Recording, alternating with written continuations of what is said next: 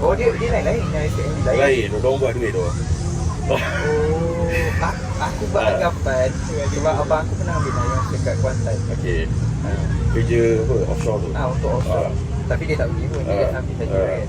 So bila aku beranggapan orang ambil nayos, semua mana-mana tempat yang nak nayos ni sama je. Tak, dia kalau Shell, Petronas. Okey. Nampak tak guys tu orang buat duit? Dia tak sekali kan. Ini ya, ilmu ni. Kata orang tak tahu. Nayos tutup buat duit. Okey. So daripada situ kau masuk for investigation tu lah. Okey. Macam mana kau start first day kau bekerja sebagai builder? Aku tak ada apa-apa experience dia tu, koyak agak.